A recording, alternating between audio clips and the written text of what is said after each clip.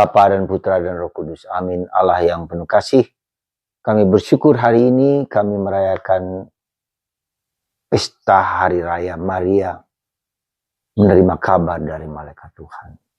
Bantu kami ya Bapa untuk berani menjawab seperti Maria. Berani mengatakan ya pada tawaran Allah. Let it be, terjadilah padaku menurut perkataan. Bantu kami ya Bapa untuk bersikap demikian. Terpujilah namamu kini dan sepanjang segala masa. Tidak pernah selesai kita bicara tentang Maria. Ungkapan seorang pujangga Teresia kanak-kanak Yesus. Tidak pernah selesai kita bicara tentang seorang ibu. Anda punya ibu, dan kita semua punya ibu.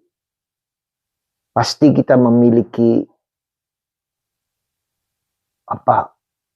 suatu pengalaman batin yang sangat dalam dengan ibu kita. Pengalaman sukacita bersama ibu kita. Dan hal yang sama dengan ibu kita di surga dan ibu kita di dunia, Maria. Yang peduli, yang sayang dengan semua orang yang mencintai putranya. Dan dia ingin membawa putranya, semua manusia kepada putranya. Itulah hati seorang ibu. Saya terkagum-kagum dengan pengalaman Maria Guadalupe. Ketika Diego membawa telma yang berisi di dalamnya bunga mawar khas daerah situ. Yang pada waktu itu hampir tidak mungkin ada bunga di musim itu. Dibuka di hadapan 13 orang. Dan tergambarlah lukisan, bukan tangan manusia, tapi gambar Maria Guadalupe, Maria Mistisa, orang Meksiko. Dan apa yang menarik ketika diselidiki gambar itu, foto itu, lalu mulai kelihatanlah di mata Bunda Maria tersimpan tokoh figur 13 orang yang hadir di saat itu. Penyelidikan fotografis ini membuat saya berpikir itulah hati Maria, itulah pikiran Maria. Berpikir tentang orang di dunia ini, tentang kita manusia. Karena itulah dia menampakkan diri dalam berbagai macam bentuk dan cara untuk mengungkapkan apa yang sebetulnya menjadi hati Allah dan hati putranya Yesus kepada kita semua.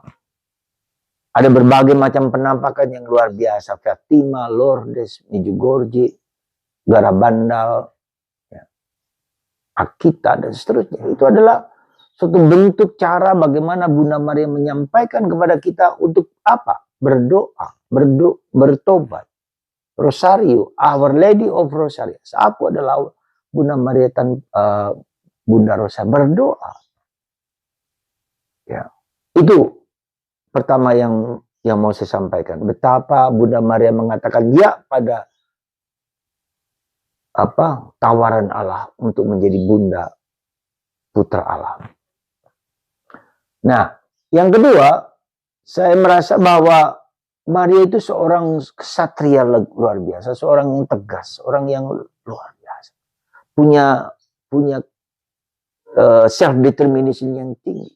Ya, aku menerima kabar dan menerima tawaran ini. Ya. Dia tidak banyak omong bernegosiasi.